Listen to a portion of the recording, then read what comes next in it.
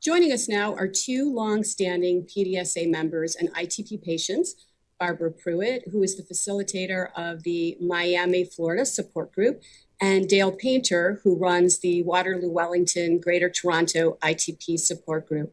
Both Barbara and Dale have participated in ITP clinical trials and graciously agreed to share their experiences with us today.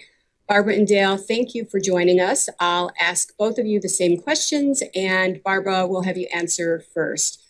How long have you had ITP? How many treatments have you tried? And are you currently in remission or on any treatment that you feel is working for you? Well, I was diagnosed with ITP in 1961. I was a small child of 4 years old. I have tried through the years probably a dozen different treatments and they've not been able to put me into remission. I am currently not in remission. I have not been in remission. And I am on a medication now, which helps me as far as my bruising and my symptoms. It does not necessarily help my platelet count rise, but I can definitely feel a difference. And I feel better, or I should say I feel safer being on this medication right now. Dale? Yes, I was diagnosed in 2010. Over the past 11 years, I've had everything from steroids to IVIG, splenectomy, Rituxan, L-Trombopag. Right now, I am actually on L-Trombopag with a combination with dexamethasone. My numbers over that time period have been consistently in the high 20s, low 30s without bruising or bleeding. How many clinical trials for ITP have you been enrolled in, and why did you decide to be part of a controlled patient study? Well, I decided to go into a clinical trial for several reasons. First of all, having ITP for so long, I've always been looking for the treatment that might be helpful for me. As we know, all treatments do not affect every ITP patient in the same way. We're always looking for the one that'll be just right for us. And that was always a good part of my motivation. The other was knowing you're going into something like this, a clinical trial. You don't know what the outcome is, but you realize that the information that's being gathered is going to be helpful for the ITP community. Even if that treatment did not work for me, I felt as if it was going to help other ITP patients. And that was of great benefit because we need the attention, we need the different treatments. And it was a way for me to contribute in some way. I've been on just one trial, two aspects to it, but in the big picture to see obviously if I could do something to help contribute to a developing product. And then obviously at that point when I was on the trial, I had 2 or 3 of these previous treatments that weren't working. So it would be nice to see if I could actually find something that would actually get my numbers up. And tell us about your experience being part of a clinical trial. Well, you get a lot of paperwork and you have to read through the paperwork and you realize that, there could be dangers with it. And you keep that in consideration. But if you look at any medication, there's side effects and dangers with any of them. I also felt like the FDA was not going to allow a clinical trial on some type of treatment that they felt was going to be extremely detrimental to any of the patients enrolling in it. So I felt confident in that. You have to sign all these documents, and the doctor that you're seeing usually has a coordinator in the office that makes sure that all of the paperwork is done and that you come in on your scheduled times for the medications and that you're taking the proper dosage. And it's very well controlled. From my perspective, it was very well controlled. You had no expenses. You had lab work done regularly, and not just your account, but a lot of other lab work was done. You never had any cost you didn't have to spend any money on any of that, as well as seeing your doctor regularly. And during the clinical trial, you really saw them a lot more frequently than you would on a normal basis. So there was no expense for me as far as that was concerned. Dale? Well, it was a third stage of a trial from December of 2015 through March 2016. It was actually one of PDSA medical advisors that was hosting this North American trial at a local center at his university. As I said earlier, at that point, we'd gone through splenectomy, and we were still at that point actually doing biweekly IVIG treatments. So the medication itself, we were taking orally daily. I can't recall off the top of my head whether it was with or without food. In preparation, we had to stop other infusion treatments for almost a month before we started this.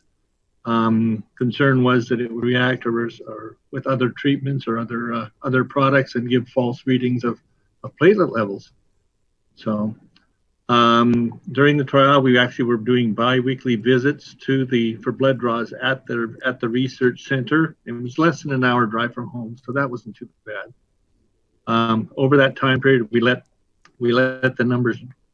It wasn't responding.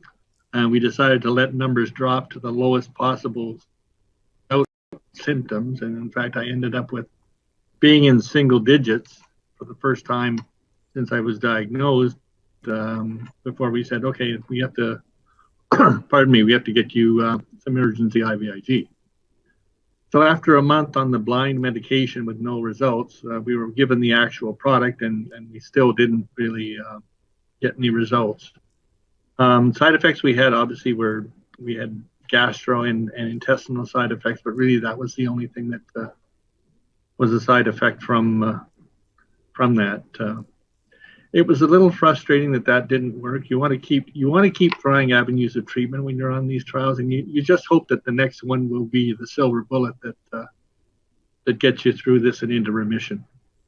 After your experience, would you enroll in a clinical trial again, or what advice do you have for someone out there considering enrolling in a clinical trial?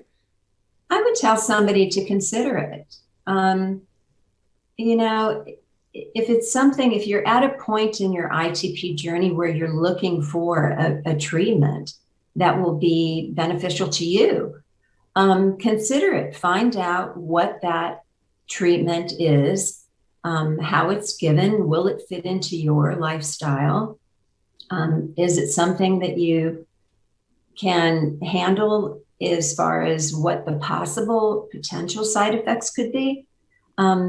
Does it make you uncomfortable, or could you live with that? And really consider it, because again, if it doesn't work for you, there's still information from your participation that can help other ITP patients in the future. So, whether the medication or treatment is approved or not, you've still given of yourself and your time to something that's greater than you. It's for our ITP community. I would do another trial in a heartbeat, probably for the same reasons that I got involved with the first trial. I've been lucky with my journey with very few major changes in my lifestyle, and if I can contribute to something that's going to help someone long term, that's great. So there are chances of side effects, chances of risks. We see that now with what we're going through with the vaccines, but I would say to go in with the attitude that this is an opportunity to make a difference for yourself, but more importantly, someone down the road. You can assist and give back to these companies who are working to find solutions for our condition. Anything else you'd like to add? Yeah, well, the clinical trial that I participated in, it was not successful for me. It did not work for me, but there were other patients that it did work for. And I was aware of that. And I thought that was terrific, because the treatment ended up getting approved by the FDA. And actually, prior to the approval, I was living in the Washington, D.C. area, and I was asked to testify for the FDA about that treatment. And, part of my testimony was, I understand that this is very successful for many ITP patients. It did not work for me, but I'm not against it. I think it still needs to go through because it was helpful. And as an ITP patient, we need choices in our treatments. When some of them don't work, we need to know that there's something else that we can go to.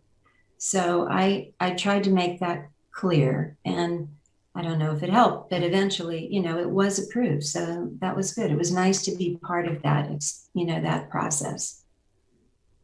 Well, thank you, Dale, and thank you, Barbara. And right now, there are currently more than 70 clinical trials for ITP, and you can get more information and find out more about those trials at the PDSA website. We have a clinical trials page where we list all of the clinical trials and actually have links to the clinicaltrials.gov website. And you can find out more information, and we update that page on a monthly basis. And again, thank you both for joining us and sharing this important information with our conference attendees. And now to give us an overview on a number of drugs in clinical trials for ITP is Dr. David Cooter with his talk, New Targets for Immune Therapy for ITP. Thank you, Carolyn. It's a pleasure to be back after 15 minutes of departure from you to discuss new therapies for ITP. I'm going to focus on a couple of things, not all 70 topics that are under clinical investigation right now. I'm going to simply start by saying that I work with many companies that develop new products and therapies for ITP that are listed here. This is only a partial list. And what I want to do is discuss with you what ITP is first. So we're going to talk about this first lovely paper here. So we'll talk about what ITP is.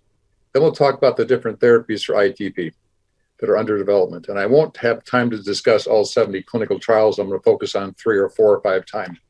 This is the first clinical experiment in ITP that many of you are aware of. It's Dr. Harrington doing an experiment on himself. He took plasma from patients with ITP and infused either the plasma or blood into himself, and his platelet count dropped to incredibly low levels here that then rose.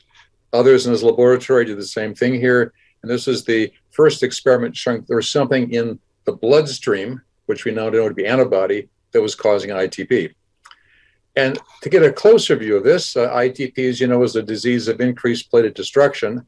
This is a macrophage we'll come back to in a second, which is the cell that gobbles up your blood cells when they're being attacked. And this is a platelet right here. It's coated with antibody. You can't see the antibody, but this platelet's being engulfed by this macrophage. And here's a platelet that's already been destroyed. So ITP is due to macrophages chewing up platelets inappropriately. And my goal here is to give you a cartoon version of ITP and then give you a overview of the clinical trials. So I'm going to make a cartoon version of this. And basically, if this is the surface of that cell called a macrophage, here are some platelets.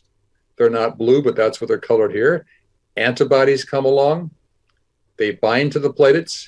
They then bind to things called receptors, which are shown here in the green bars. These are things on the surface of this cell called a macrophage.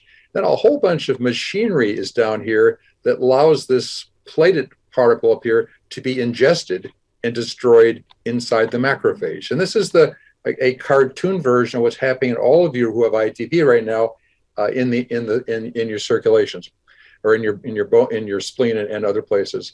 In addition, what's important to notice, there's a new aspect of this whole process which has been rediscovered in the last couple of years. This is called a thing called complement. And to go back to my cartoon, here's our platelets again. Antibodies come by. Antibodies bind to the platelet. And I told you before, they bound to this thing called a receptor on macrophages. But the immune system's got a whole bunch of neat gadgets on it that say, hey, let's make this process go faster. And a thing called complement is added to these antibody platelet complexes. And then these are shuttled off to your liver, not your spleen, where they're primarily destroyed. So this is called complement-mediated destruction. So we have 2 processes. One is it's through your spleen with these receptors and macrophages. Another is by this stuff called complement that shuttles your dying platelets off to your liver. So if you've had your spleen taken out, that's where most of your platelet destruction is occurring in this situation. So this is a general overview of how ITP works. In addition, ITP, as many of you know, is a problem of platelet production. If this is another cell which has a first name begins with M, this is a megakaryocyte. I talked about macrophages. Now I'm talking about megakaryocytes. Megakaryocytes are cells that make platelets in your body, and megakaryocytes are attacked in your bone marrow, if you have ITP, by antibody and by things called lymphocytes, which I think you all know right now. And the megakaryocyte doesn't make platelets. So when it comes down to it, you've got two problems in ITP. You're destroying platelets in your circulation, in the liver and in the spleen, and you're not making platelets appropriately in the bone marrow. And so this is my cartoon version. I used to joke when Dr. Bucell's around, he's a thin guy and he's got a lot of muscles. He's making platelets in his bone marrow. They enter his circulation and they're destroyed after 7 to 10 days by a system I'm not going to go through. But if we develop ITP, what happens is that the antibodies coat the platelets. They're taken primarily to the spleen, maybe also to the liver over here, and you develop a low platelet count. For many years, it was thought that we compensated appropriately by having our bone marrow all of a sudden get jazzed up and make a lot more platelets, but that is not what happens. In ITP, those of you who have ITP, you're destroying platelets at a very large rate, but you're not making them at a rate commensurate to what you could do if your marrow was not being inhibited by the immune system. So this is the overall scheme of how ITP works in all of you ITP patients. And this is a list of therapies you all know too well. In the black are the classic approaches to ITP. You can block the antibody production, such as with rituximab. You can take out the prime area of platelet destruction, which is a spleen. You can block these things called FC receptors. This is blocking macrophages. So macrophages can be blocked by things like IVIG and fostamatinib, and this is reducing the destructive component in ITP. But equally important, as all you know, is that things can increase platelet production, and that's the thrombopoietin receptor agonist that some of you are taking. So what I am going to list here, and it's just a list, and I can't go through all of these in any detail because we'd be here till breakfast time tomorrow, but there's a whole bunch of novel agents to develop in ITP.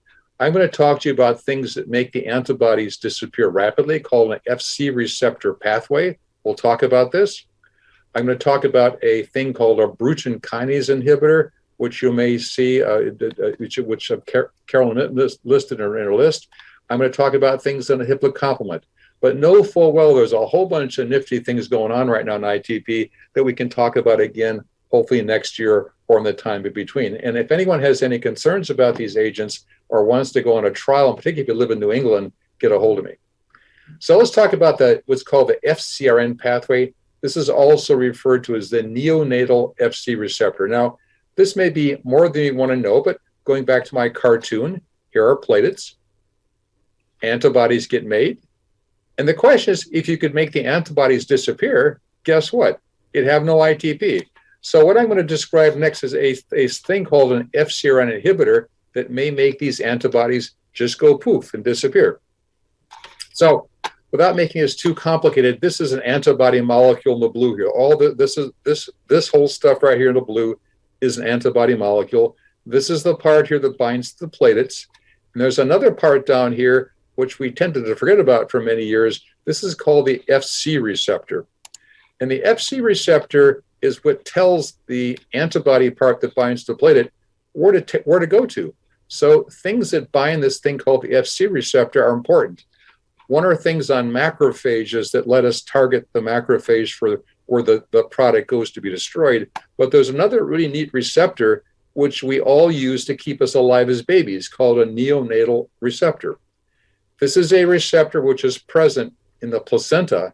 This is how the mother gives antibody from mother to baby, but it's also present on a wide range of cells in your body. And it's important for this system, I'll describe what it is in a second. It allows your antibodies, of which IgG is the most common one, to be long-lived. And basically, IgG normally lives for 28 days in your body. So an anti-platelet antibody in your circulation lives for 28 days. But if you could make it live only 2 days, guess what? Your ITP might get a lot better.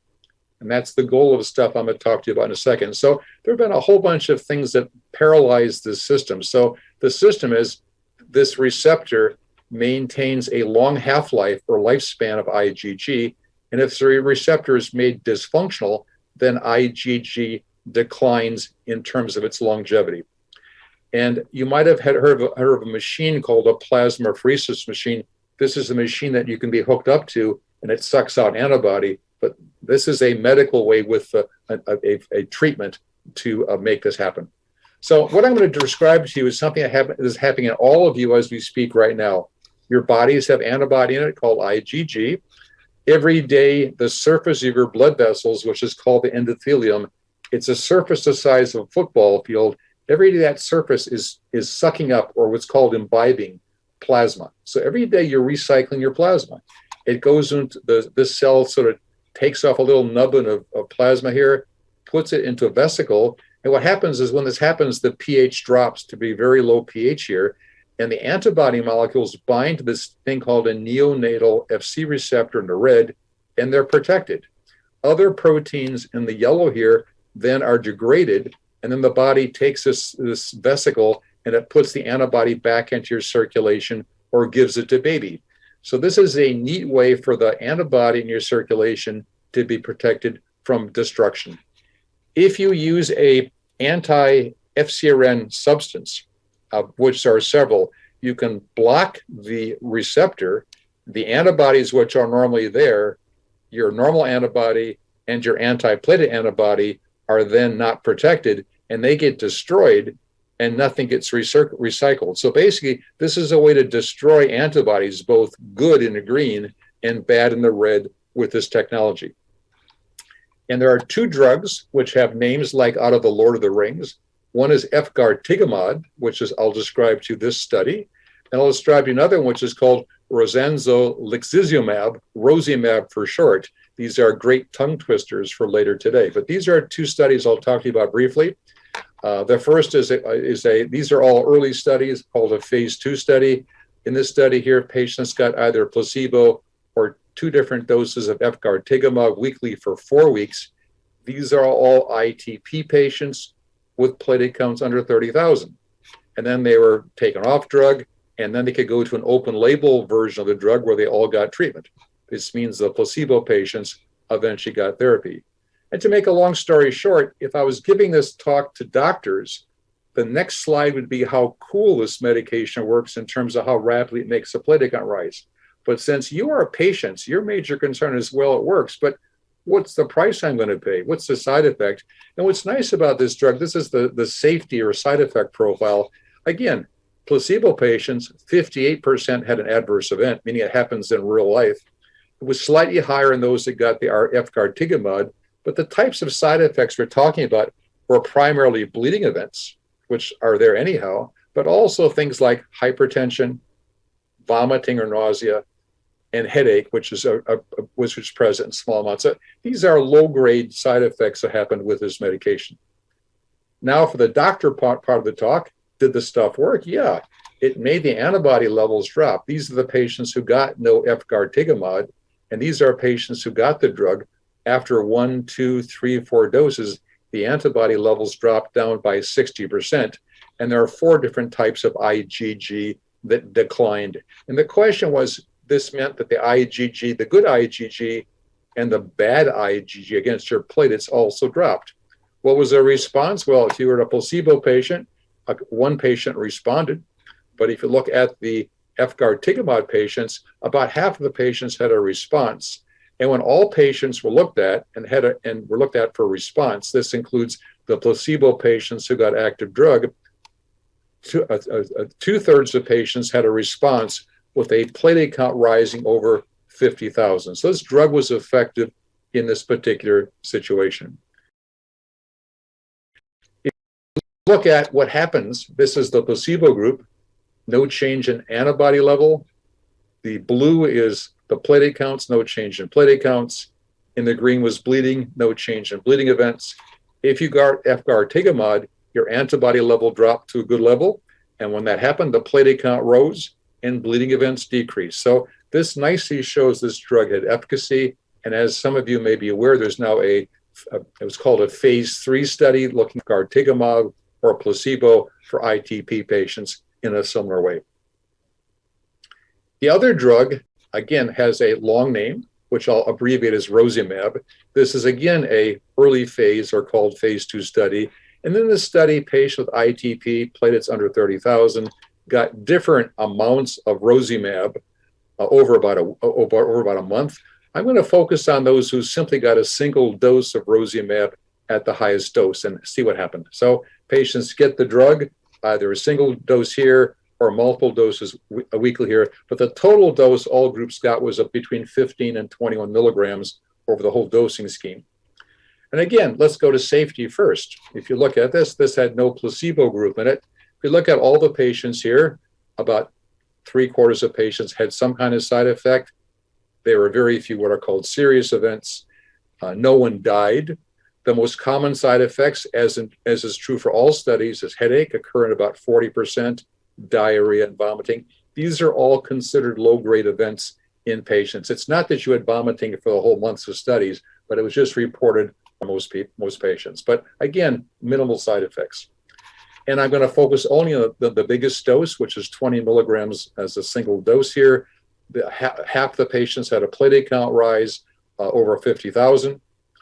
And if you look at this again, here's the blue line is the platelet count. Patients got drug at time 0, a single dose. And what's interesting is by day 8, the platelet count rose from 18,000 to 145,000. Did the antibody levels drop? Yes. At the highest dose, within 8 days, the antibodies dropped by about 60%. So basically, you've got antibodies dropping by 60%, platelet count rising, and then after the single dose of drug, the patients recovered. There is now a phase 3 study underway comparing placebo or Rilzabrutinib at fixed doses that you're eligible for if you have ITP. So this thing called anti-FcRn inhibition is really a cool idea. It's an interesting therapy.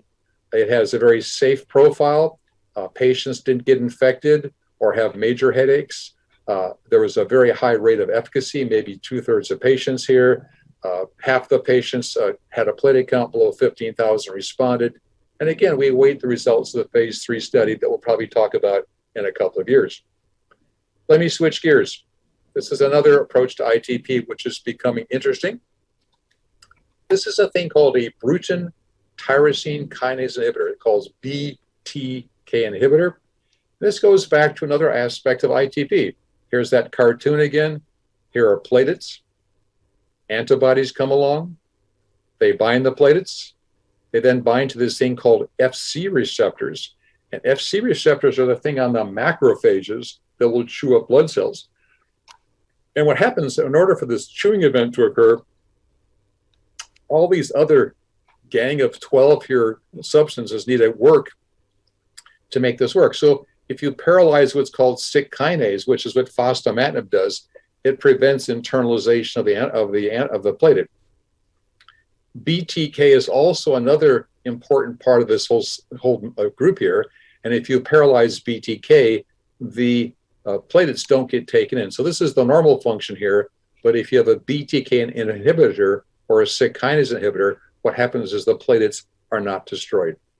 So what is a Bruton kinase? So it's named after this interesting chap, Ogden Bruton, who was as he said, a plain old pediatrician. He described a very young patient who had a recurrent pneumonia and had no antibody. And this led to the proof that there's a thing called Bruton's tyrosine kinase, or BTK. It turns out this is a very important substance in blood cells to make antibodies.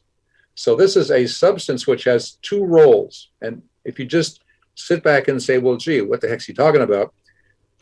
This thing called BTK has 2 things it does. If you inhibit BTK, things called lymphocytes or B cells die and don't make antibody. So this turns off your immune system in some respects. It also prevents immune complexes, which are platelets, from being eaten by macrophages. So we're going to forget about this effect right now, which may take weeks or months to occur. But in the studies I'll show you, we've now explored whether inhibiting this molecule prevents the chewability or the chewing of macrophages of platelets.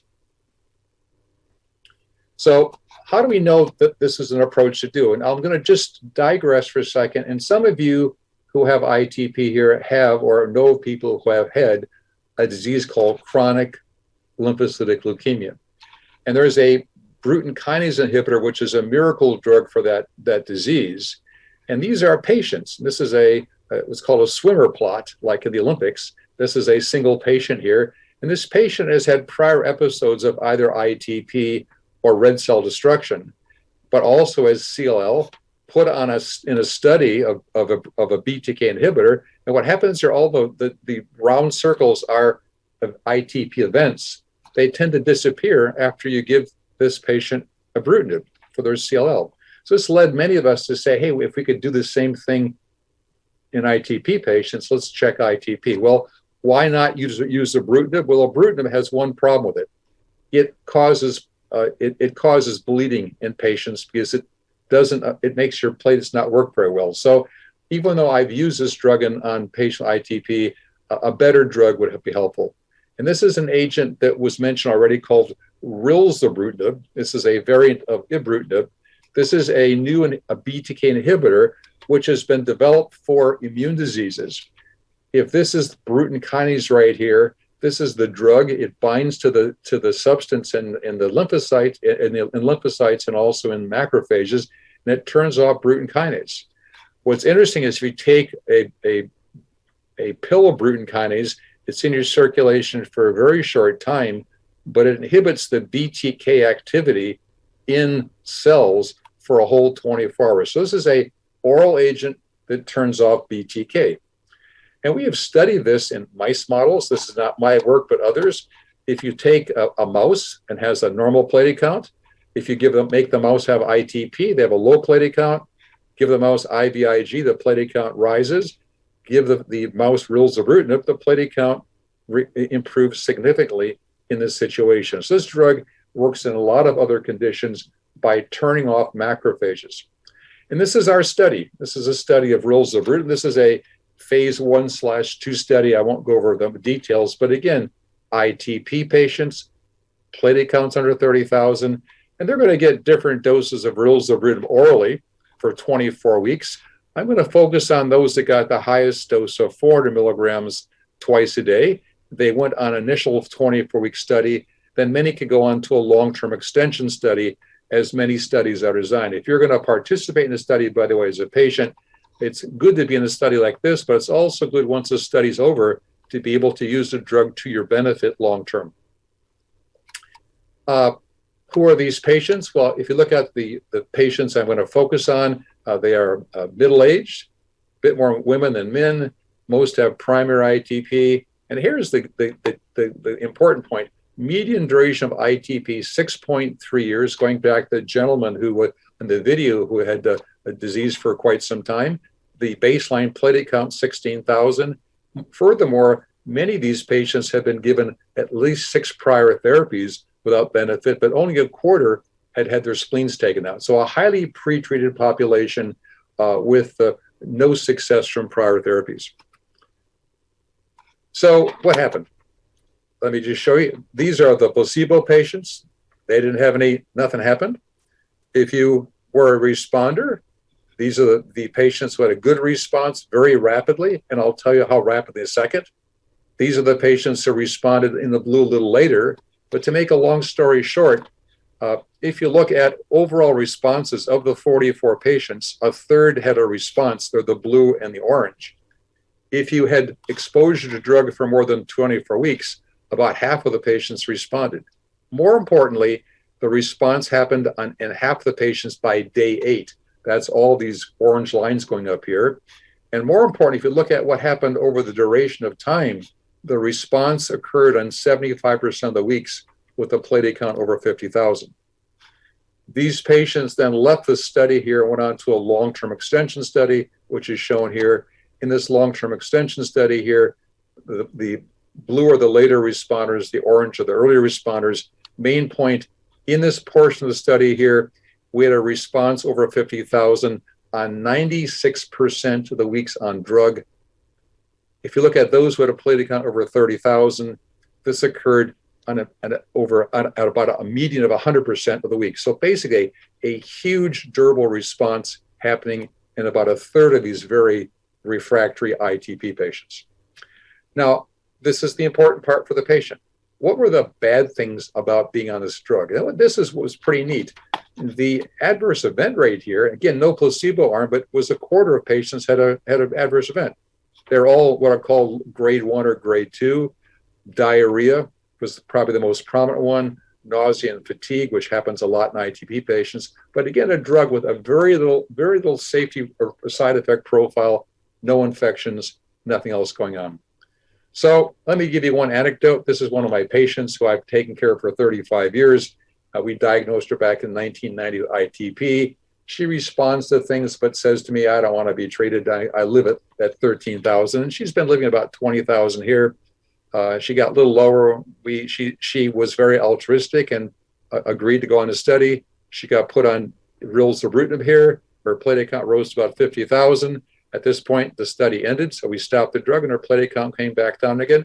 But she had a very nice response here. Her bruising totally disappeared. She felt a lot better. But this is a good example of patients on the study. So this drug is now in part being explored in a phase 3 study that you're certainly welcome to participate. It's a worldwide study. I think the important point about this drug, this is a new therapy for ITP. We're turning off the phagocytosis, as it's called, the eating by macrophages of platelets. Our response rate was about 40% of all comers. The response rates were rapid at day 8. And if you responded, you maintained a response for 96% of the weeks you're on study. The last area I'll talk about before you all go to sleep is inhibitors of complement. I owe a debt of gratitude to my dear colleague, Catherine Broom, who has been the main leader of this particular effort. But basically, going back to my cartoon, here are the platelets, here are the antibodies. They form a platelet antibody complex. And as I showed you before, complement binds the platelet, and they're taken away and destroyed in the liver. And here is where complement inhibitors may prevent this process from occurring. So I hate giving non-medical audiences cartoons like this, but what the hell is complement? Complement is a system that amplifies the immune response. If you have an antibody stuck on a bacteria and you want to get it killed off faster, complement makes that happen. And there's a whole pathway of things. I'm not going to give you names, but they have things called C1, C2, C3. But if you have an antibody that binds to a bacteria, complement then binds to the antibody. It adds to it this thing called C3, and C3 means your liver and other organs destroy it at a much faster rate than if it didn't have a complement added on it. And to give you the cartoon version, here's a platelet. Here's antibodies on your platelet. I showed you before that if you have platelets called antibodies, they can go to this cell called a macrophage and be removed. But if complement gets added to this whole complex, and here's that's called the first component of complement. So complement's now binding, and then complement adds a whole bunch of other stuff to the platelet, particularly a substance called C3b. This then says to the body, the liver in particular, hey, here's a juicy platelet. It's got antibodies, but the spleen does not want to destroy it, or not very rapidly. Let's put some complement on it. The complement then says to the spleen, hey, let's get rid of this stuff ASAP. And this is where complement exacerbates the immune response. So the question is, does complement inhibition here make a difference in ITP patients? And the cool thing is we have a drug right now that I won't describe in much detail. This is a drug called sutimlimab, another tongue twister, that actually stops the complement pathway right away. It turns off this amplification to your immune system. And so this is a study that was done in a very small number of patients. They got sutimlimab at different doses. These are all ITP patients with low platelet counts. They get the drug for up to 24 weeks. They then come off the drug, what's called a washout period. Then they get put back on the drug. And the question is, did this drug work in terms of affecting the platelet? Well, again, these are typical ITP patients. I'm not going to read this slide to you, but basically they're typical ITP patients in that they're middle-aged, a bit more women than men. They've had prior therapy. They've had disease for 4.7 years, and their platelet count at baseline is 19,000. Who responded? Well, overall, about 42% of patients responded to sutimlimab. And this is the important slide. Here's the baseline platelet count average. You start sutimlimab, platelet count rises. As you can see, rises occurred within a day or two, remained elevated. You stopped the drug, it washed out, your platelet count fell down. You restarted the drug, went back up again.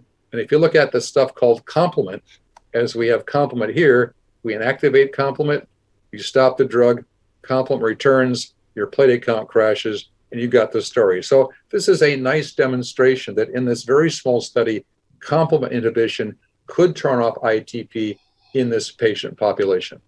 I don't have time for the slides here, but basically side effects of this therapy were virtually nil in terms of side effects. Headache, diarrhea, nausea, things that are common in the general population occurred.